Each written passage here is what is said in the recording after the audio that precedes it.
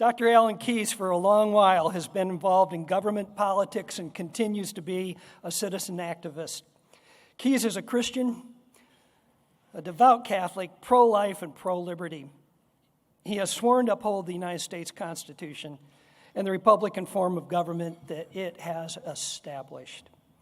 He has dedicated his entire life to the preservation of the sovereignty of the American people and to restore the respect for the principles set forth in our glorious American Declaration of Independence.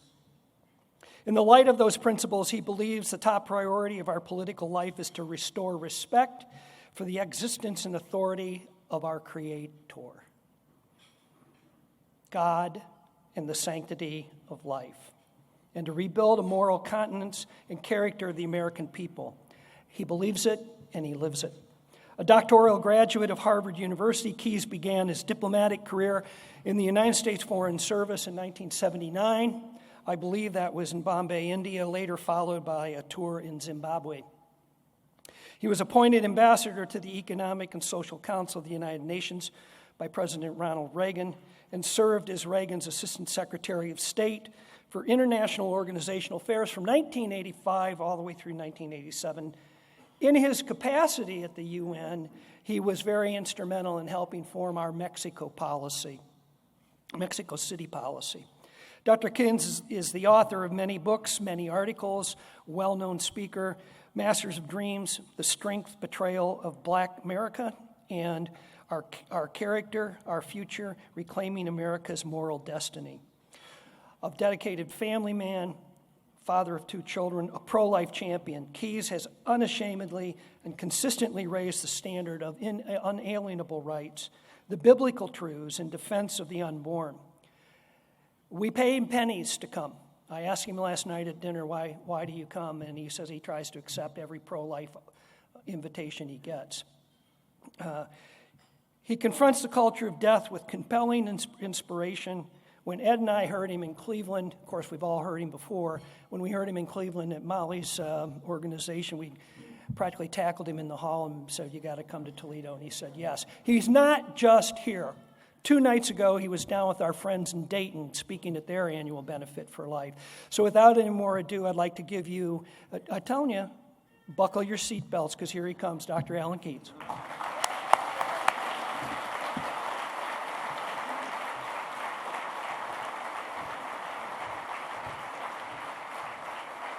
God bless you. I've thought it would be a little less challenging if you said, drink a little extra coffee because he's liable to put you to sleep, but I don't know. Though today, maybe not. I may not be in danger of that this evening because I would like to talk about what I think is the God-given opportunity and challenge that now lies before us. As a people, the people of the United States, but especially as Christian believers who have been prayerfully asking for God's aid in removing from our midst the scourge of the abortion holocaust. I think we've actually come to a moment when the end is in sight, and I've got to tell you right now, I'd have to say, I didn't think that before I shut my eyes in the sleep of death, I would live to see the end of that scourge. It seemed like one of those things that could very well just drag its feet into this, the years ahead, and people would keep on praying and legislating as they could, and no change would happen. But I think sometimes we underestimate the truth. And the truth is that while we're thinking we're out here fighting the battle to restore respect for life and so forth and so on, you know what God is doing, don't you? He's kind of helping us out every now and again, but he's also smiling knowingly because he is like one of those great generals who has discerned the moment when the battle will be won, knows exactly how it's going to come about, because when all is said and done, he wrote the book, and he knows exactly how everything's going to turn out. And I think all of us have lived in the expectation that it would turn out well. But he not only wants that issue to turn out well, which he knows that over the course of time for humanity, it will one way or the other because of his heart for our good. But I think that in particular, in this case, his providence wants to give Americans a chance, and America a chance, to do what is avowedly important to our salvation as individuals and our true goodness and proper memory as a people. And that is to repent of this sin, to turn our backs on it, avowing that we should never have indulged it in the first place. And I think the proof of all of that has been in front of us for a while in various guises, but is now more plainly before us in terms of the very laws that were evoked when the nation was founded. I know that in the face of all these people telling us you got to keep religion and politics separate, some people haven't thought it through to the point where they go back, take a look at what constituted the very first step we took as a nation onto the world stage, and reasoned it out clearly that our very existence as a people was originally formulated in terms of what? In terms of God's authority over all of his creation. Particularly with respect to those famous words, we hold these truths to be self-evident, that all men are created equal and endowed by their Creator with certain unalienable rights. Rights, that's a word comes out of our mouths all the time in America. I have the right to this and the right to that. They're stepping on my rights, trampling on my rights, denying my rights. And unfortunately, we have a lot of folks who have tried and succeeded with a lot of people in conflating the meaning of that word, so that we these days hear a lot of folks talk as if the word right and the word freedom are synonymous.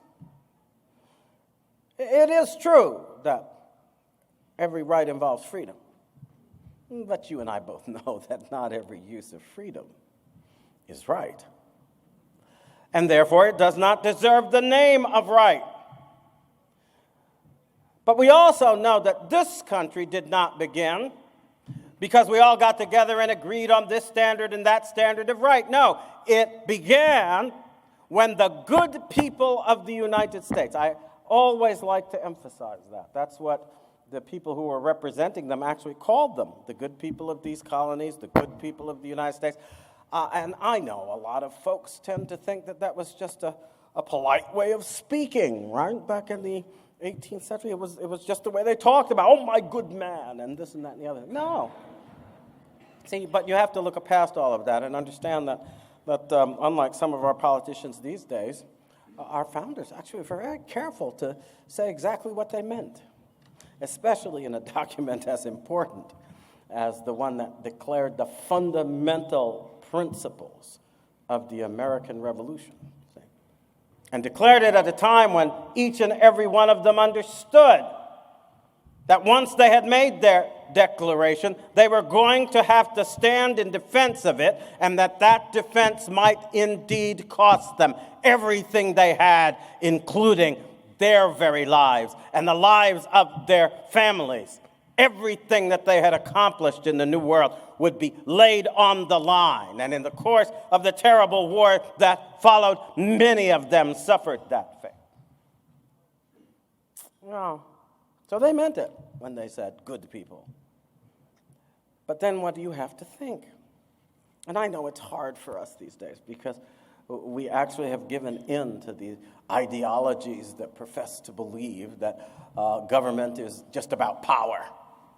And whoever has it, they get to determine the rules. Whoever has it, they get to define what is right. Whoever has it, that becomes the standard of justice. That's not what they said.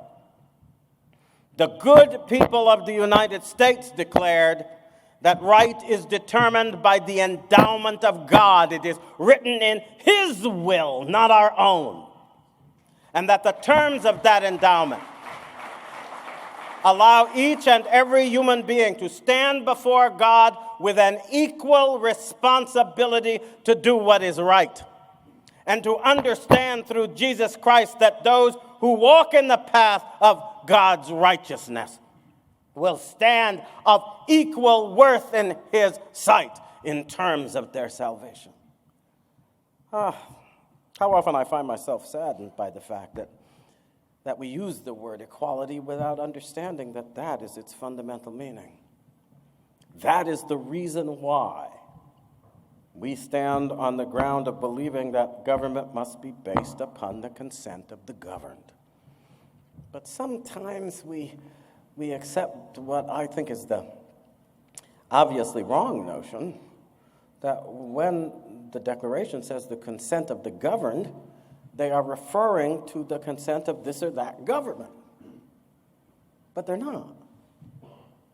They especially couldn't have been doing that in the Declaration itself, because when the Declaration was written, you would have to say that the people of the United States were kind of between governments.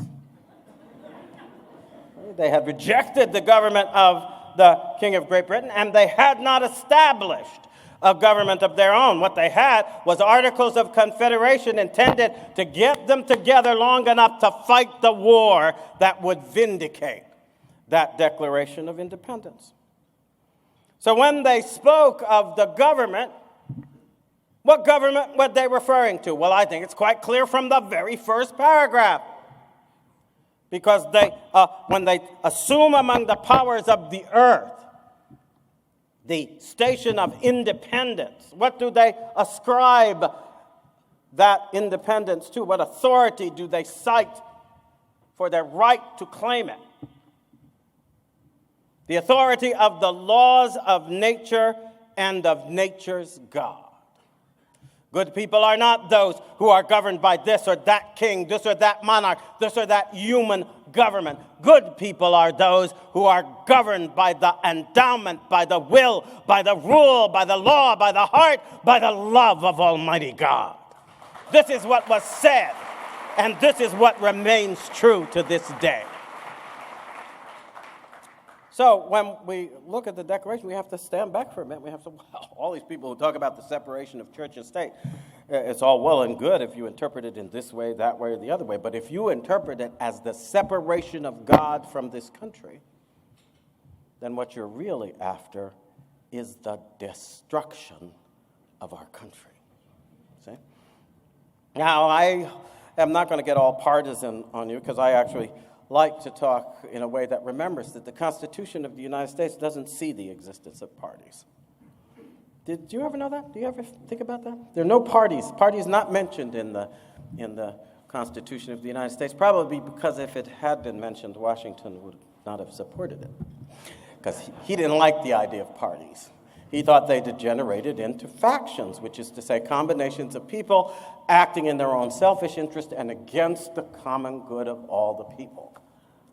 Gosh, given our experience now, that's a perfect understanding of parties.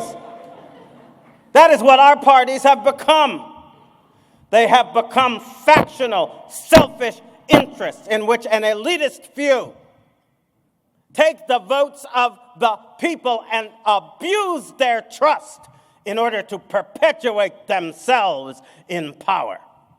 That is why the people of the United States are restless and restive. That is why they have reached for the opportunity decisively to say that that regime of partisan and self-serving betrayal of the Constitution and people of the United States must now be brought to an end. And if we do not end it, then we will have ended our liberty. Now, I go through all of that in order to make plain what I think ought to be decisively understood right now in this room. And it's one of the reasons, as Jeff indicated, why I try to accept all the pro-life invitations I can. I like to feel as if I am doing what a person of good conscience ought to have done, and some did do, during the course of the slavery era in the United States. And that once the country was founded, there were those people enlightened enough to understand that the slavery issue was the issue by which the union of the people of the United States would be made or broken. as it certainly was. Well, the issue of respect for life, the issue of whether we are to perpetuate the cold-blooded, selfishly interested slaughter of human posterity will continue, is indeed that kind of an existentially threatening issue for the people of the United States and our self-government. And unless you're just sort of blind and unwilling to see what's going on, you ought to be feeling it all the time now. We have never been, I don't believe, through an era that so clearly portends the end of constitutional self-government in the United States as the era we are in now. Our most powerful elites have abandoned the basic premises of our liberty. And the most important and most basic of those premises, which they have in various ways cast aside, is the premise itself of God's authority. But without God's authority, what's left? Well, I'll tell you what's left, what they want us to accept, though they don't necessarily talk about it, because they know there's still enough of us left that if we woke up and did the needful, we could turn this situation around just like that. If we stopped letting them talk us into thinking of this issue in their terms and instead went back to the fundamentals and thought through every political challenge, every political issue, every political question with first and foremost the simple thought in mind: is this for or against the authority of God? Then we would remember who we are, and we would have some chance of sustaining our union as a people. But what they want us to substitute for that, of course, is a preoccupation with what they are pleased to call from time to time prosperity, success, etc. Whether it's winning elections or whether it's achieving the goals that you want to achieve economically and so forth, and all these material things substituted for that understanding of justice according to God, which is and ought still to be the first commitment of the people of the United States. But once you start to compete in that arena, what's the ultimate standard of right? What's the ultimate standard of justice? What's the ultimate standard of success? Well, the one they worship. Okay? Well, we look at it and we would say that given the end result, what we do have in America today in the guise of this whole pro-abortion effort is a culture of death, a death cult, a worship, therefore, of death. Death is the answer. Death is what will give me the liberty that I desire, the freedom that I desire. I'll achieve my ambition, but only by killing. Okay? You have noticed that, right? I first noticed it in a big way when I was demonstrating against Notre Dame's decision to give an honorary degree to Barack Obama. I thought that for a university that still professed to be Catholic, that was rather a dishonorable thing to do. How do you honor the high priest of the culture of death? How do you honor a politician whose most noteworthy achievement up to that time had been to stand against the most evident slaughter of innocent persons that could be clearly imagined when he opposed the Born Alive Infant Protection Act that had been introduced into the legislature in Illinois? No, he was indeed, when he received that so-called honor, he was the one who held up and lifted up the idolatry of what? Well, it looks like the idolatry of death, but you know what it really is? It is the worship of the power to inflict death, which is the ultimate symbol of the idolatry of power, self-willed, self-aggrandizing, self-glorifying power. This is where we are now. This is what our elites are all about.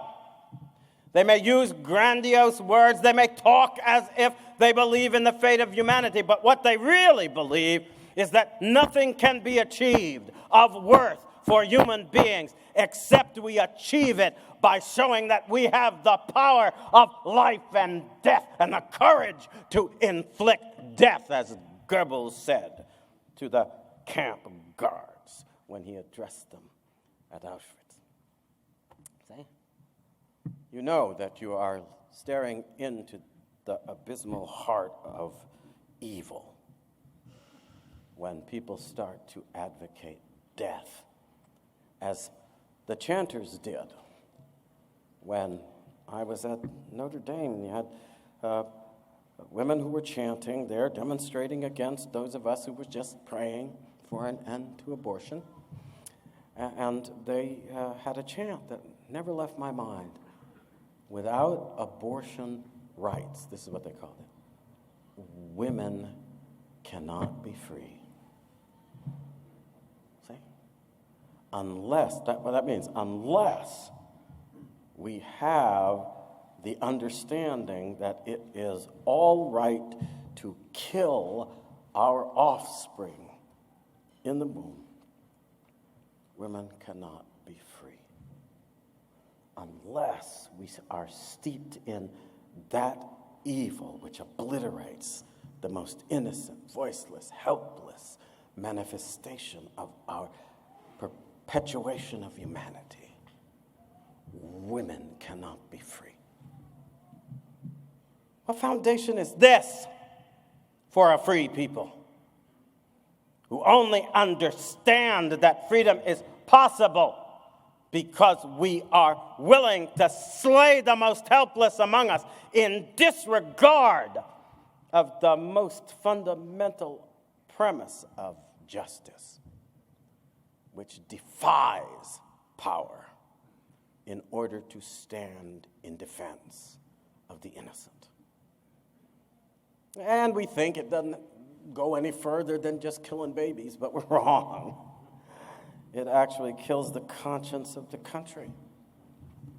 For if you are not willing to spare that innocent life in the womb, the capital punishment of death for the wrong of being conceived in the image and likeness of God, what becomes of the presumption of innocence for the rest of us? For if innocence does not inhere in that one which has had no opportunity to do wrong, how can any of us claim to be innocent? When we know full well how often the opportunity to do wrong has been followed by our helpless willingness to cooperate. Small or large, we can't be presumed to be innocent any longer. Do you think it's an accident, then, that what we have noticed in the course of the last decade or so in our politics or more is that presumption of innocence is no longer a fundamental premise of our system of justice? They have taken it away even at the highest levels. Standing for Supreme Court justice no longer have the presumption of innocence. You're guilty until you prove yourself innocent. And now they mean to do the same with the presidency of the United States. Guilty until you have managed somehow or another, against lies and slanders of all varieties, to prove that they are all wrong. But falsehood has 1,000 heads and moves faster than the truth moves normally to catch up with it. And that would portend the guilt of all of us, so that we will stand as poor Captain Kirk did. Did you ever see any of the Star Trek movies? Yeah. We are moving toward the Klingon system of justice, you all. Where when you finally reach the tribunal, it's simply in order to plead with them so that you can avoid perhaps the worst penalty, because the moment you were accused, you were guilty. Does that sound familiar? The moment you are accused, you are guilty. The only widely known political philosopher I know who touted that as one of the foundations for a regime was Machiavelli. who actually believed that you could achieve a lot of power if you could get people to put your opponents in that position. And that's what we have done. Or at least, as a people, we've watched it done, but we think it's being done to someone else. And we forgot that tyranny never had much use for the presumption of innocence anyway. I always think of this when people like to counter the argument I make. Well, presumption of innocence is not that important. The French don't have the presumption of innocence. The Napoleonic Code didn't have the presumption of innocence. And I'm sitting there thinking to myself, yes, a code that was developed by one of the worst and most egregious tyrants in the history of humankind, one of the most bloodthirsty individuals you could imagine. And we're supposed to hold that up against our standard, because that presumption of innocence was not a presumption that we accord to one another because of our respect for our weak, frail, and sin-prone selves. It's because of our respect for the kernel of God's divine intention that in spite of all our ills, nonetheless inheres in his making of our being, which is why his authority was evoked in order to justify the claim of government based upon the consent of the governed, presuming all to be innocent, until by their abuse of power they prove themselves to be otherwise.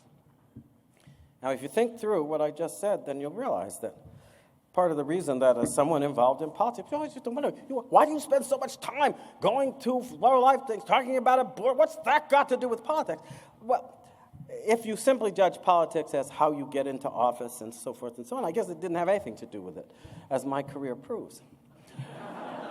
But on the other hand, if you think of politics as the business of the citizens of the United States, citizens whose entire claim to authority is based upon the appeal to God's right understanding of right, and therefore the appeal to God's understanding of righteousness, well, then you understand that when we back away from things like the presumption of innocence and the other things that are part of God's perspective of justice, we have abandoned the foundation of our claim to govern ourselves.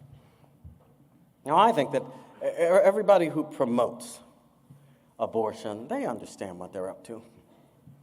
They want us to abandon the assumption that reveres God's authority and puts us all in a position where until we prove otherwise, we are equally entitled to stand as part of a body politic, deliberating on how, as good people, we shall pursue the good that God intends.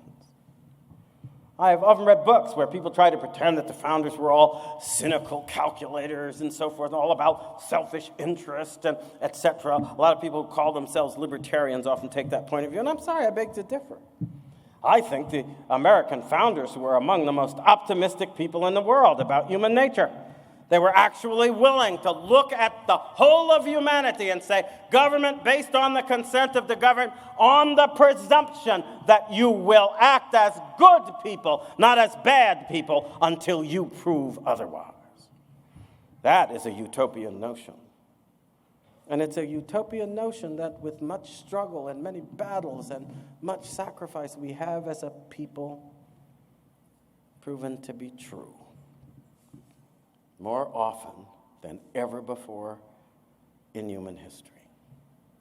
Why are we letting these people talk us out of the simple assumption that the founders made, which then was vindicated? Yes, in what? In battles against evil. And it wasn't evil out there that we battled. It was evil amongst ourselves. It was evil in our nation. It was evil in our lives, evil perpetuated even by practices of our institutions. It is the hardest evil to uproot in any society.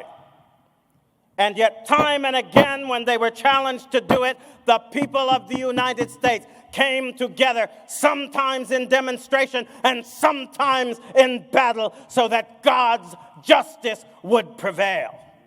I will not abandon my respect for the people who fought those battles. I will not abandon my allegiance to the results that they produce. I will not condemn as racist those who upheld the principle of God by which racism is recognized to be wrong. I will not reject as unjust those who were willing to fight in the name of liberty, understood as that which accorded with God's will, though it cost them their very lives.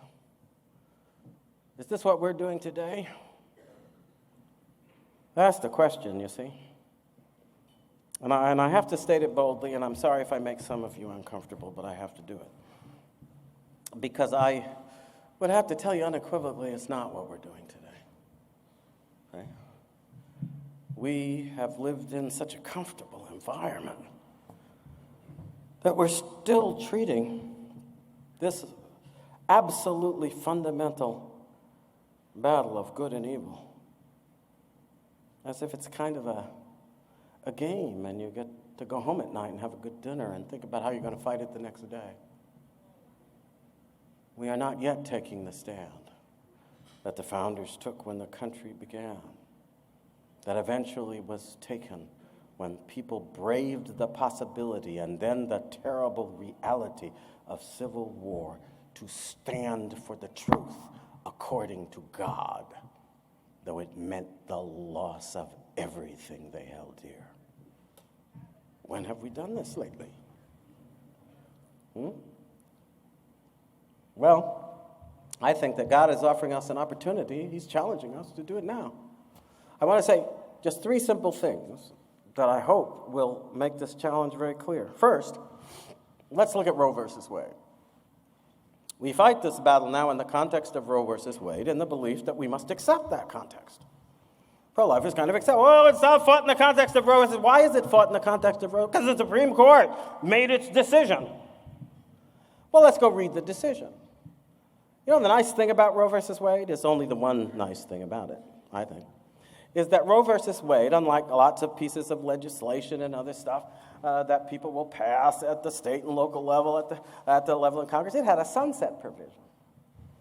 It actually made a statement right in there. Blackmun wrote it. He said that everybody who was party to the decision agreed to it. So there was no dispute about it. And that statement was very clear. It was pretty unequivocal. If the suggestion, he didn't even say the fact. He didn't even say the reality. He said, if the suggestion of personhood be established, the complainant's case collapses.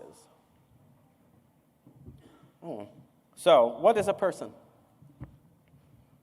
Well, I mean, even if you're one of the originalists, you actually believe that we should respect the meaning of the word when it was written. Webster was very clear. His dictionary in 1828 is supposedly the one that best reflects the usage that prevailed during the time the Constitution was written as well. And the person is defined as an individual human being possessed of a rational nature.